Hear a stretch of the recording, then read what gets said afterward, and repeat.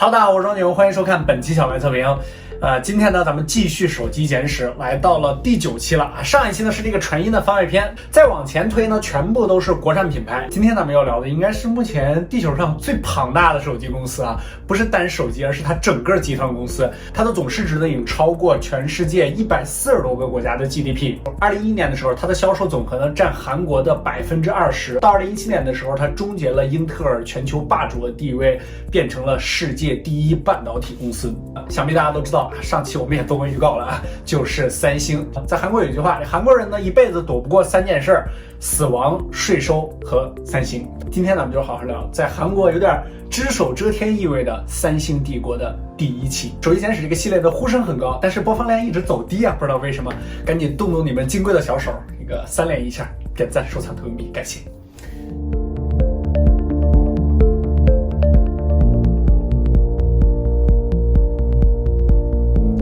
既然咱们要说三星了，那咱们就从根儿挖起啊。其实说到三星，绝对是涉猎最广、历史最长、规模最大的手机厂商了。这个手机是要加引号的，因为除了造手机，其实三星还是控制全球手机产业命脉的公司。手机最为核心的3大件 SoC、储存芯片和显示屏，三星自己独占了2个全球第一，而唯一不是全球第一的是三星自己的 SoC。但是虽然自己的芯片不行，这个芯片代工能力厉害啊，三星还是4大芯片代工厂之一。除此之外，三星还是韩国第1大军火商，全球3大造船厂之一。小到手机耳机，大到飞机坦克，迪拜塔、台北101、吉隆坡双子塔也都是三星工程建造的。除了这些大家伙，三星还涉猎了医药、广告、酒店、金融、保险。三星还有韩国第2大游乐园爱宝乐园。而三星的家族史也绝对堪比国产宫斗剧，堪比现实版的《甄嬛传》。当然了，这一切的起源都要到1910年的2月，创始人李秉哲的出生。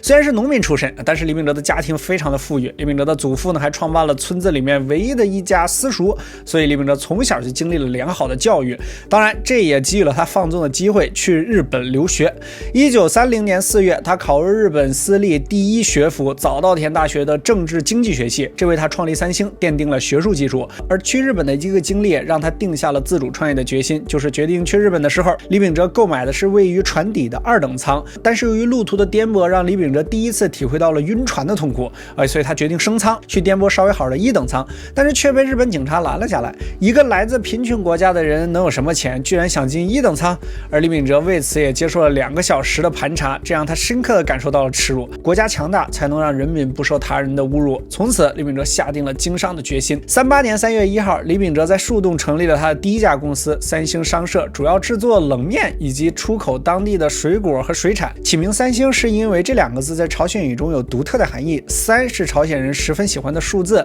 在韩语中有大、多且强的含义，而星呢是清澈明亮和永远放光芒的意思。这个李秉哲定下这2个字，就希望他能够做大做强且长久不衰。虽然一开始顺风顺水啊，但是1941年珍珠港事件改变了一切。那个时候朝鲜还笼罩在日本人的统治之下，而缺钱的日本人呢加重了对朝鲜的掠夺，要求全部的企业上缴95%的商品，挣100块钱95上交，这可咋活啊？这个拖垮了三星商社。最终李秉哲呢将商社交给了好友，自己回到了故乡。1945年8月，美国的2颗原子弹终结了一切，日本无条件投降，这也结束了日本对朝鲜长达36年的统治和剥削，给了李秉哲新的希望。1948年，在韩国汉城，也就是现在的首尔，一家名叫三星物产的公司成立了。这家公司就是三星集团的前身。这一年，距离李秉哲创办三星商社已经整整过去了10年时间，而1年的时间，三星物产就做到了当时的全国第7。但是好事多磨啊，这个命运给李秉哲当头一棒。1950年6月，朝鲜战争又爆发了，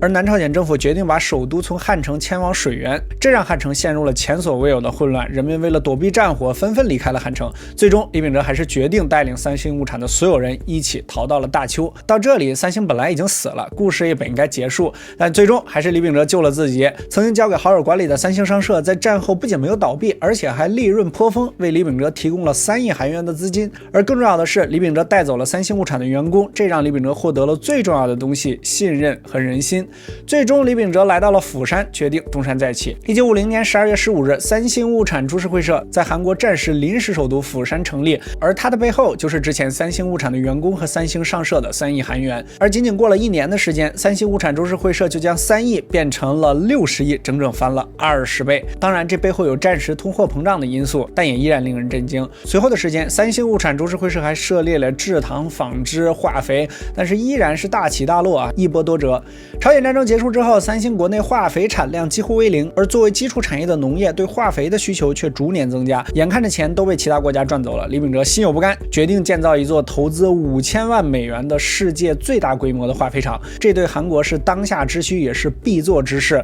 化肥产业是个投资大、技术要求高的事业，别说一般的企业，就连当时韩国政府也不敢贸然投资，毕竟战争刚刚结束，资金是一个大问题。对于李秉哲而言，钱也是最大的问题，于是他决定向国外筹资建立化肥厂。而这件事得到了当时韩国初代总统李承晚的支持，但未曾预料，在李秉哲出国拉赞助的时候，韩国爆发了4.19革命，李承晚的政权猝不及防的就垮台了。1961年5月16日，朴正熙发动了5.16军事政变之后，朴正熙政权以非法敛财的名义监禁了11名企业家，三星副会长也遭到了拘捕。最终27家企业被追加总共378亿韩元的税款，其中27%由李秉哲承担。不过化肥厂的事情得到了朴正熙的支持，这让李秉哲在美国顺风顺水，成功拿到了贷款。但是美国有个要求啊，就是先建立一个工业开发区，而这也得到了当时大多数企业的支持啊，这让李秉哲看到了化肥厂的希望，也充满了干劲儿。但是正想放手大干的时候，意外又来了，政府因为种种原因终止了对民营企业的支付保证，美国的贷款落空了。为此，李秉哲还交了巨额的罚款。1963年，朴槿惠的老爸朴正熙当选韩国总统，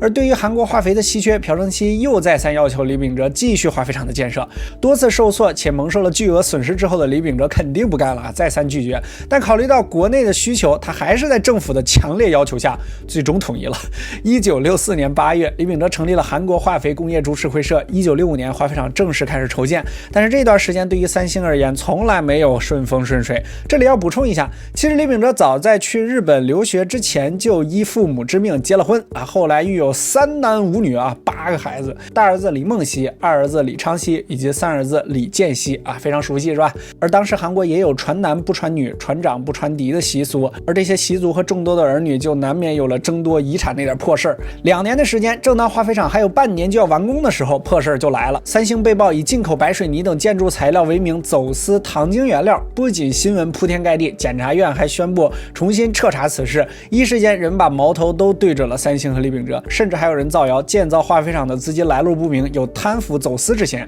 其实走私糖精已经是1年之前的旧事了，而当时三星也缴纳了2000多万韩元的罚款。对于当时内忧外患的韩国而言，走私糖精哪算什么大事啊？时隔1年之后，突然又被拿出来大做文章，肯定有不可告人的政治目的。最终舆论还是太可怕了，这个三星不得不做出了割肉的退步。在1967年化肥厂全面竣工的时候，向政府缴纳了化肥厂1半的股份，这耗费了数十亿韩元和4000万美金的化肥厂等于拱手送给了政府。而次子李昌熙以常务理事之职也被捕入狱。而走私糖精背后的故事也演变出了各种版本。按照当时小道消息的说法，李秉哲的长子李梦熙认为走私其实是朴正熙的授意，而朴正熙想要独占化肥厂，于是策划了这番事儿。而另一个说法也离不开李秉哲的长子李梦熙。1966年，李秉哲已经57岁了，基于家产的长子李梦熙有些按耐不住。其实按照当时的传统，8成就是他的。而为了提前到手李梦熙愣是跳过了培养势力、收买近臣、架空权力等等步骤，直接把剧本推到了最后一步，把走私的证据打包给了青瓦台（括弧韩国政府的官邸），这才有了走私糖精的曝光。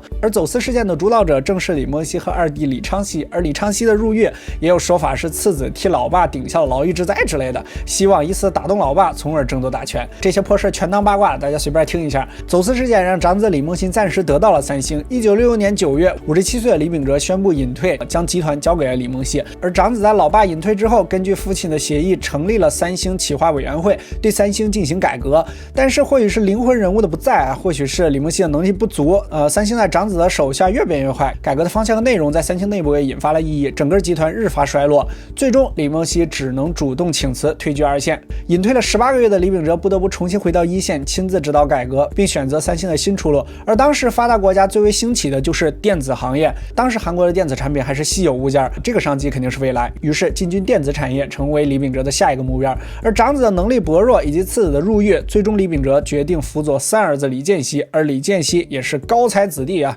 1965年早稻田大学获得经济学位，随后1966年乔治华盛顿大学得到了 MBA 学位，这是绝佳人选。随后李秉哲与日本的三洋电器和新日本合作，投资2000万美元建厂。而为了建设电子厂，李秉哲在水源收购了45万平的土地，准备建设电子工业基地。而按照他的计划，建成之后，电子工业基地的规模要比日本最大的三洋电子集团工业基地更大。如此大规模的合作和推进，让整个韩国都始料未及。不仅仅是内部人士不解，再者还是当时三星口碑有所下滑，甚至有传闻三星即将倒闭破产。韩国的整个电子行业百般阻挠，导致三星一直拿不到经营许可证。但是这不仅仅让李秉哲没有动摇，反而让他更加坚定了这条道路是正确的，是吧？你们都不让我干，那肯定这条路就是对的。最后李秉哲以100%出口产品为条件，才拿下了许可证。1969年1月13日，三星电子成立了。1969年3月5日，三星与日本三洋签订了三星三洋电机合作合同，并于12月4日成立了三星三洋电机。1970年1月20日，三星 NEC 成立。而这一年，二儿子出狱了，本以为可以获得父亲青睐，却发现老爸早就处处带着李健熙了。他也明白了自己被冷落了，自己的弟弟成为了储君，而重新跻身管理层的李昌熙却做了他最不该做的事儿，举报自己的父亲。他倒也跳过逼宫、架空等等步骤啊，直接打包了李秉哲的行贿、向海外转移资产等等证据吧，上书给了青瓦台。但是结果却出乎意料啊，总统朴正熙以忤逆不到为由拒绝受理，事情便暴露到李秉哲的手里。一怒之下，他以家法的名义将老二李昌熙监禁了起来。而传闻这件事情背后还有长子李梦熙的参与。之后的时间，李梦熙也逐渐被剥夺了职务和权利。而当时还有传闻，长子李梦熙差一点就被送进了精神病院。二不住大哥和二哥疯狂送人头，李健熙成为了未来继承三星最佳也是唯一的人选了。三星电子这边呢，李秉哲也是处处受挫。创立之初最需要的就是技术，所以李秉哲派出了三星电子的员工去日本进修。而当时日本不仅封锁核心技术，甚至讨论问题的时候都不允许三星的员工靠近，这让三星的员工反感和委屈。但是李秉哲却告诉员工们，日本人这种做法是很正常的，毕竟失去了技术就意味着失去了未来的市场。于是李秉哲亲自上阵，带着员工们苦研技术，直到1970年，三星电子才终于进入了生产阶段，为日本三洋组装黑白电视机。但由于没有自己的技术，三星最初的产品都是贴日本的标，这并非李秉哲的初衷，自研技术才是他的目的。天道酬勤，1972年用了3年的时间，三星电子的产线上终于出现了贴着韩国制造的黑白电视机了，也就是自己的东西了。最终销往了美国，这也让日本彻底封锁技术，拒绝技术转移。而为了专研技术，什么手段都不是问题啊！李秉哲买回一个个国外的产品，供三星电子的技术团队们拆解研究，最终在1976年成功研发出了14英寸的彩色电视机。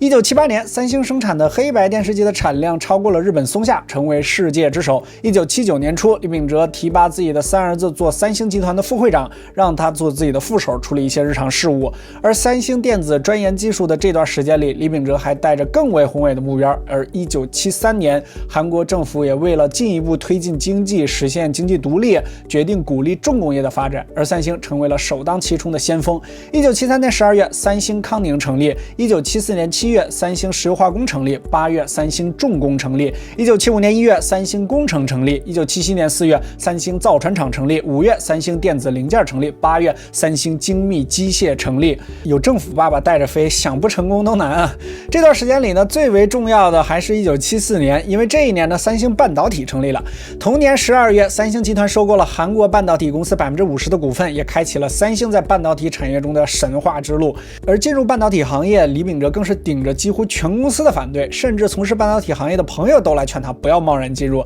其实他们的理由也很充分，当时的半导体行业被日本和美国牢牢把控，并且还是个高投入的行业，即便他们前期建成，也很难超越前2个国家的公司，最后可能还一事无成，最终还会拖垮三星。简单来说，半导体行业的策略只有一个，要么拿钱砸死对手，要么被对手拿钱砸死，没钱那就是死。这些不无道理啊，李秉哲自然也深知这个风险，而为了深入了解半导体行业，先去了日本、美国，参观了美国通用电气等等尖端企业的生产现场，也拜访了业界的各路精英。1983年2月，李秉哲终于下定决心，决定把半导体业务作为三星的核心目标，并于3月15日宣布三星正式开放半导体等尖端科技产品。而这一年的秋天，三星半导体工厂正式开始了首条生产线的建设。这个时候，李秉哲已经73岁了，两鬓斑白，他仿佛回到了第一次创业的时候。但是技术确实是个问题，即便便是自研，从零起步也不太现实。三星也并不是没有尝试从国外引进技术，但是遭到了美国德州仪器、摩托罗拉、日本 EC、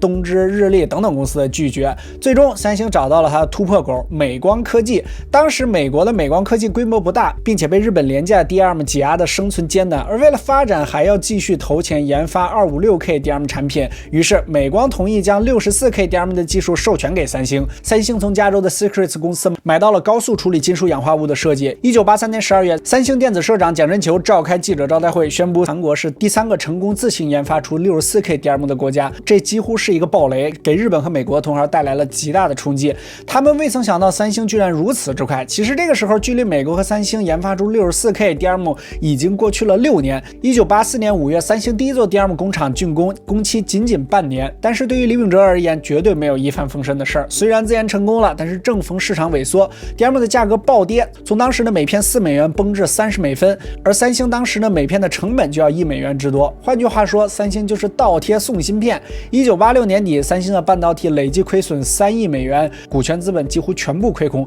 但是三星不能停下，如果停下，就再也起不来了。也正是这一年 ，DRAM 的开创3元老之一的英特尔惨淡退出了这个市场 ，AEC 等其他厂商也纷纷缩减投资规模，唯独三星不知好歹，疯狂下注。同样也是这一年，李秉哲被查出了肺癌。隔年的10月23日，李秉哲逝世，韩国政府还为他颁发了国民勋章无穷花奖，这是韩国的最高荣誉。日本政府鉴于李秉哲对日韩关系和两国经济发展做出的贡献，也罕见的为他追授了1等瑞宝章。12月1日，储君三儿子李健熙就任三星集团新会长。事实上，直到1987年李秉哲去世的那一天，他也没能见到三星半导体盈利，但是他或许已经预见了三星半导体未来的辉煌。在撰稿之前，我们对三星的了解基本停留在90年代，那个时候三星已经是李健熙执掌，在创始人李秉哲向往的道路上飞速发展。我们看到了三星一步步崛起，一步步的变强，只是不知道三星创立的背后还有如此波折的故事，还有李秉哲那么多传奇的经历。李秉哲的抱负其实非常简单，就是让韩国变强。这个简单且伟大的愿望，让他在经历了那么多困难之后还能够崛起，还能够坚持，中间真的是一波多折啊。虽然人们都说成功是需要运气的，但是对于坚持和奋斗，运气仿佛没有那么重要了。这期视频呢，还是跟之前的一样，每个品牌呢，我们分为2期。这个第一期呢，基本上算是它的前传，就是它还没有做手机的时候，它之前都在干什么。这个是很多小伙伴都不知道的，因为你了解它，可能就是从它做手机，你开始了解它的这个手机产品。但是它之前干什么的，其实当时我自己都是比较好奇的。这期视频我们依然是付出了巨大的精力，查阅了各种各样的资料，来整理出相对准确的时间线。因为现在我们在网上查了很多资料，在来回对时间线的时候，发现都是错的。这次我们真的是花了很长时间，中间我们也穿插了一些家族内斗，大家全当看这个娱乐八卦了。不过简史嘛，相对来说还是比较简略的，中间还有大量这个细节，也非常有意思。如果你对这些历史非常感兴趣的话呢，我推荐几本书籍，把书目呢给大家列下来，你可以有空去翻一翻，还是挺好玩的。OK， 更多精彩的关注我们的 B 站、新浪微博和微信公众号，都搜索小白测评就可以了。这个记得3连本视频，特别感谢了。不过这你小白测评，我们下期视频再见。下期就是三星的